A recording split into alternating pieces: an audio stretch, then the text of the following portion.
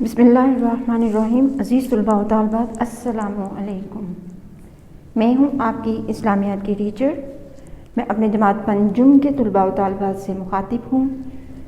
جی جماعت پنجم، بیٹا آج کے تدریسی عمل میں ہم اپنا کام سبق اسلامی اخوت، سبق کیا ہے ہمارا؟ اسلامی اخوت، اور اس میں ہم انشائیہ سوالات کریں گے۔ سبق اسلامی اخوت میں ہم کون سا کام کریں گے؟ انشائیہ سوالات، یعنی وہ ایسے سوال جن کو آپ نے تھوڑا سا تفصیل سے لکھنا ہوتا ہے۔ انشائیہ سوالات میں آپ کے 2 سوال شامل ہیں۔ نمبر 1، اخوت کے فوائد تحریر کریں۔ نمبر 2، اسلامی اخوت کی اہمیت بیان کریں۔ آئیے سب سے پہلے سوال نمبر 1 دیکھتے ہیں۔ نمبر 1، اخوت کے فوائد تحریر کریں۔ جواب، آپ نے یہ آپ کا کاپی پر رکھے، تو کاپی پہ جب آپ کام کریں گے آپ نے ان پوائنٹس کو علیحدہ علیحدہ نمبر ڈال کے لکھنا، ٹھیک ہے؟ ایک پوائنٹ کے ساتھ دوسرا پوائنٹ آپ نے شروع نہیں کر دینا، ہر نمبر علیحدہ پہ جب پہلی بات آپ پہلا فائدہ بتاتے ہیں تو اس کے بعد دوسرا فائدہ نمبر ڈال کے پھر تیسرا، پھر چوتھا، پھر 5واں۔ میں نے آپ کا جواب بورڈ پہ تحریر کیا ہے، میں آپ کو پڑھ کے ایک دفعہ ایکسپلین کر دیتی ہوں۔ سب بچے اس کو غور سے سنیں۔ پہلے آپ نے سوال اور جواب کو سمجھنا ہے، پھر اس کو کاپی پہ اتارنا ہے۔ اسلامی اخوت سے مسلمانوں کے درمیان ایثار کا جذبہ پیدا ہوتا ہے۔ نمبر 1 کیا ہے؟ جب مسلمان آپس میں بھائی چارہ رکھتے ہیں تو اس سے کیا ہوتا ہے؟ ایثار ہوتا ہے اپنی ضرورت چھوڑ کے دوسرے کی ضرورت پوری کرنا۔ تو یہ مسلمان جب اپنی ضرورت پہ اپنے مسلمان بھائی کی ضرورت کو ترجیح دیتے ہیں تو اس سے پھر کیا ہوتا ہے؟ ایثار کا جذبہ پیدا ہوتا ہے۔ اسلام میں ایثار کو بھی بہت خاص اہمیت ہے، ٹھیک ہے؟ اس کی بہت زیادہ اس کا ثواب ہے۔ ایثار و قربانی کا جذبہ جو ہے، جیسے ایثار و قربانی کا جذبہ ہمیں حضرت ابراہیم علیہ السلام کی سنت سے ملتا ہے کہ انہوں نے اپنی خواہش پر اللہ تعالیٰ کی خواہش کو ترجیح دی، اور یوں اپنے بیٹے کو اللہ تعالیٰ کی خواہش پہ جو ان کو اللہ کی طرف سے حکم ہوا انہوں نے قربانی ان کی پیش کر دی۔ اور انہیں کی سنت کے طور پہ ہم عید الاضحیٰ مناتے ہیں۔ تو ایثار، اپنی ضرورت اپنی خواہش چھوڑ کر سب سے پہلے اپنے مسلمان بھائی کی ضرورت کو پوری کرنا، کسی دوسرے شخص کی ضرورت کو پوری کرنا ایثار ہوتا ہے، ٹھیک ہے؟ یہ نمبر 1 ہو گیا۔ نمبر 2 ہے، رشتہ اخوت سے مسلمانوں کے دل میں ایک دوسرے کے لیے آپس میں عزت و تکریم بڑھتی ہے۔ رشتہ اخوت یعنی ہم بھائی چارے کا رشتہ قائم کرتے ہیں۔ رشتہ اخوت سے کیا مراد ہے؟ بھائی چارے کا رشتہ۔ مسلمان آپس میں بھائی چارہ قائم کرتے ہیں تو ان میں ایک دوسرے مسلمان کے لیے کیا بڑھتی ہے؟ آپس میں ان کی عزت و احترام کا جذبہ پیدا ہوتا ہے، ان میں عزت پیدا ہوتی ہے۔ عزت و تکریم دونوں ہی، کسی کو عزت دینا، احترام دینا، اس کی رسپیکٹ کرنا، عزت تکریم بھی اسی کی عزت کے معنوں میں ہی آتا ہے۔ تو گویا یہ اخوت کا ایک یہ بھی فائدہ ہے کہ مسلمان جب آپس میں ایک دوسرے مسلمان کی مدد کرتے ہیں، آپس میں ایک دوسرے کے دکھ سکھ میں شریک ہوتے ہیں، آپس میں ایک دوسرے کی ضروریات کو مل بانٹتے ہیں، تو ان کی آپس میں کیا بڑھتی ہے؟ عزت بھی بڑھتی ہے۔ نمبر 3، اخوت قائم کرنے سے مشکل وقت میں مسلمانوں کو دوسرے مسلمان بھائیوں سے مدد مل جاتی ہے۔ اللہ تعالیٰ کا خصوصی انعام مسلمانوں کے لیے کہ آپ کو پتہ ہے انسان کو پیدائش سے لے کر مرتے دم تک دوسرے انسان کی مدد کی ضرورت ہوتی ہے، اور اللہ تعالیٰ نے اس ضرورت کو ہمارے مذہب میں ہی پورا کر دیا۔ بہت سے اچھے دوسرے مذاہب کے لوگ بھی بہت سارے اچھے ہیں جو خدمت خلق کا کام کرتے ہیں، دوسروں کا خیال رکھتے ہیں، اور بہت بحیثیت انسان بہت زیادہ عزت و تکریم کرتے ہیں دوسرے لوگوں کی، لیکن ہمارے مذہب نے اس کو ہمارے لیے خود ہی اس کو شامل کر دیا کہ ہم آپس میں اخوت قائم کریں، اور جب ہم آپس میں اخوت کا رشتہ قائم کرتے ہیں، بھائی چارے کا رشتہ قائم کرتے ہیں، تو اس سے پھر کیا ہوتا ہے کہ ہمارا آپس میں ایک دوسرے مسلمان کی عزت جو ہے وہ بھائیوں کی وہ مل جاتی ہے، اور دوسرے اس مسلمان بھائی کو جب مدد کی ضرورت ہوتی ہے سخت اس کی مشکل کے وقت، تو اس کے دوسرے مسلمان بھائی اس کی مدد کے لیے اٹھ کھڑے ہوتے ہیں، اور یوں اس کی مشکل آسان ہو جاتی ہے۔ اور اسے کسی کو کہنا بھی نہیں پڑتا کہ میری مدد کریں، خود سے ہی وہ جذبہ جو ہے مسلمانوں میں پیدا اللہ تعالیٰ نے کر دیا ہے کہ تم نے اپنے بھائیوں کی مشکل وقت میں مدد کرنی ہے، ضرورت میں ان کی مدد کرنی ہے۔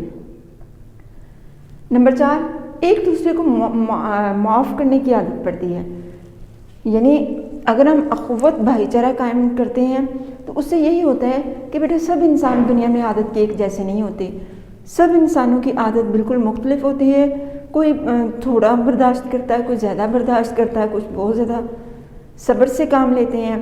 لیکن اس عادت سے کیا ہوتا ہے کہ جو زیادہ برداشت کرنے والا مسلمان ہوتا ہے وہ اپنے دوسرے مسلمان بھائی سے اگر کوئی کوتاہی غلطی ہو جاتی ہے تو وہ اس بھائی چارے کی بنیاد پر کیا کرتا ہے، اس کو معاف کر دیتا ہے۔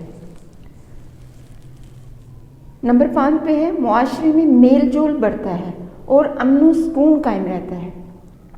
میل جول بڑھنا یعنی آپس میں میل ملاقات ہونا، آپس میں ایک دوسرے کے ساتھ جو ہے وہ ملنا جلنا، اور اس سے پھر کیا ہوتا ہے جب آپس میں آپ کسی کی بھی مدد کریں گے اس سے آپ کی واقفیت ہوگی، اسے آپ کا نام معلوم ہوگا، وہ ڈیفینیٹلی جس کے ساتھ آپ نیکی کریں گے، جس کے ساتھ آپ بھلائی کریں گے، وہ ضرور آپ کا پوچھے گا کہ آپ کون ہیں، کہاں سے تعلق رکھتے ہیں، آپ نے میری مدد کیوں کی، اس طرح کی چیزیں۔ اور اگر آپ اس چیز کو مد نظر رکھتے ہوئے بہت سارے انسانوں کی خدمت کرتے چلے جاتے ہیں، ان کی مشکل میں ان کا ساتھ دیتے ہیں، اللہ تعالیٰ نے آپ کو قوت اور طاقت دی ہوتی ہے، آپ ان کو مدد فراہم کرتے ہیں، آپ ان کا خیال رکھتے ہیں، تو پھر کیا ہوتا ہے اس میں امن و سکون ہمارے معاشرے میں قائم ہو جاتا ہے۔ اور قوت کا ہمیں سب سے بڑا فائدہ یہ ہے کہ کیا ہے، ہمیں امن اور سکون کی جو زندگی ہے وہ ہمیں نصیب ہوتی ہے۔ اس کے بعد آ جاتے ہیں سوال نمبر 2 کی طرف۔ نیکسٹ سوال کیا ہے؟ سوال نمبر 2۔ سوال نمبر 2 ہے اسلامی اخوت کی اہمیت بیان کریں۔ ٹھیک ہے، پہلے ہم نے سوال نمبر 1 میں کیا کیا ہے، اخوت کے فوائد تحریر کریں۔ اب ہم پڑھیں گے اسلامی اخوت کی اہمیت بیان کریں کہ جو اسلام نے ہمیں اخوت کے درجے سے سرفراز کیا ہے، ہمیں بھائی چارے کے رشتے کو قائم کرنے کا جو ہمیں اللہ تعالیٰ نے جو نعمت ہمیں پیدا کی ہے، اس محبت کی، اس اخوت کی، تو اس سے ہمیں کیا ہماری اسلامی اخوت جو ہے وہ کس وجہ سے ہماری زندگی میں اہم ہے۔ تو آئیے دیکھتے ہیں۔ اخوت بہت بڑی نعمت ہے، اسے ساری دنیا کی دولت خرچ کر کے بھی حاصل نہیں کیا جا سکتا، لیکن اسلام کے ذریعے سے اللہ تعالیٰ نے ہمیں اس نعمت سے نوازا ہے۔ کیسے؟ ہم قرآن پاک کی آیت دیکھتے ہیں، ارشاد باری تعالیٰ ہے اور ان کے دلوں میں الفت پیدا کر دی۔ ارشاد باری تعالیٰ سے کیا مراد ہے؟ یہ قرآن پاک کی آیت کا ترجمہ کیا ہم نے، اور ان کے دلوں میں الفت پیدا کر دی۔ اگر تم سب کچھ خرچ کر دیتے جو زمین میں ہے تو ان کے دلوں میں الفت پیدا نہ کر سکتے، لیکن اللہ تعالیٰ نے ان کے درمیان محبت پیدا کی، بے شک وہ غالب حکمت والا ہے۔ تو اللہ تعالیٰ نے اپنی اس نعمت کا ذکر قرآن پاک کی آیت میں بھی کیا اور ہمیں بتایا ہے کہ یہ نعمت جو ہے یہ اللہ تعالیٰ کی طرف سے ہے ہمیں، کہ اس نے ہمارے دلوں میں الفت کا جذبہ پیدا کر دیا، اس نے ہمارے دلوں میں بھائی چارے کا جذبہ پیدا کر دیا، اس نے ہمارے دلوں کو اپنے بہن بھائیوں کے لیے، مسلمان بہن بھائیوں کے لیے کیا کر دیا؟ نرمی رکھ دی، اس میں رحم رکھ دیا، اس میں ترس رکھ دیا۔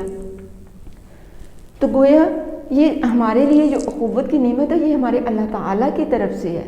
تو اس کا ثبوت اللہ تعالیٰ نے قرآن پاک کی اس آیت کے ترجمے میں بھی ہم نے پڑھا ہے کہ بے شک ہم اس کو دنیا کی ساری دولت خرچ کر لیتے تو ہم کسی کے دل میں الفت پیدا نہیں کر سکتے تھے، لیکن یہ خاص نعمت ہمیں کس کی طرف سے ملی ہے؟ اللہ تعالیٰ کی طرف سے ملی ہے۔ تو اب یہ اس نعمت کو ہم نے کیا کرنا ہے؟ اخوت کے رشتے سے امت میں اتحاد پیدا ہوتا ہے، اس لیے سب مسلمانوں کو بھائی بھائی بن کر رہنا چاہیے، اسی طرح ہمارا اللہ بھی ہم سے خوش ہوگا۔ تو اہمیت یہی ہے کہ اس اسلامی اخوت کی اہمیت کو ہم برقرار رکھیں۔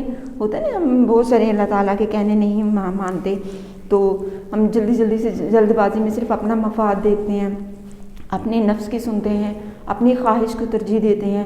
تو جہاں پہ کوئی بھی انسان ایسی ترجیح کرے گا تو وہ کیا ہے؟ احکام الہی سے دور ہو جائے گا۔ ہمیں اپنے نفس کی خواہش، اپنی خواہشات، اپنی مرضیاں اسلام کے اصولوں کے مطابق دیکھنا چاہیے کہ آیا ہماری جو عادات ہیں یہ اسلام کے اصولوں سے ٹکرا تو نہیں رہی، یہ اسلام سے ایسا تو نہیں ہے کہ ہم اپنی مرضی کر رہے ہیں، ہمارے اللہ تعالیٰ کچھ اور چاہ رہے ہیں. تو اس عادت میں بھی ہم نے دیکھنا ہے کہ ہم کہیں خود غرض تو نہیں ہیں، ہم کوئی سخت تو نہیں ہے اپنی عادت میں. کیا کسی مسلمان بھائی کو جب ہماری مدد کی ضرورت پڑی تھی تو کیا ہم نے ان کی مدد کی؟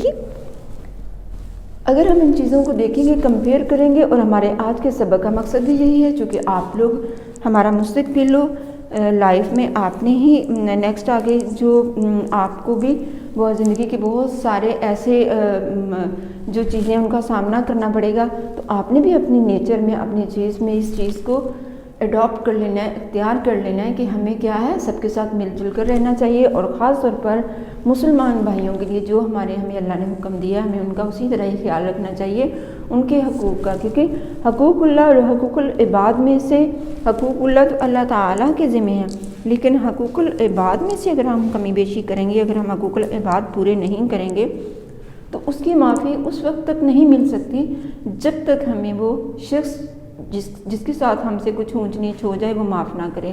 تو اس لیے بیٹا ہم سب کو کیا کرنا چاہیے، ابھی سے آپ اپنی کلاس فیلوز کے ساتھ دیکھیں گے. اگر آپ کے کلاس فیلوز کو کہاں پہ مدد کی ضرورت ہے، آپ کیا وہ مدد کر سکتے ہیں، آپ ضرور دیکھا کریں.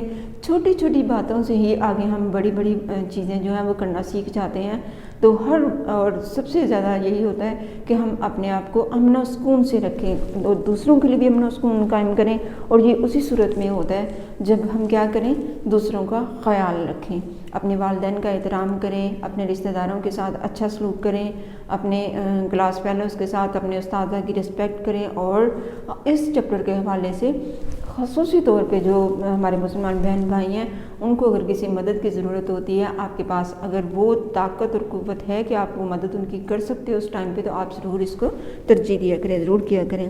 جی بیٹا، یہ کام آپ نے اپنی کاپی پہ اتارنا ہے کہ اس کو کیا کرنا ہے، سوال نمبر 1 اور سوال نمبر 2 آپ نے اپنی کاپی کے اوپر لکھنا ہے. لکھنے کے بعد پھر آپ نے اس کو یاد کرنا ہے. امید ہے آج کا سبق آپ کو سمجھ آ گیا ہوگا. اس کے ساتھ ہی میں آپ سے اجازت چاہتی ہوں. اللہ حافظ.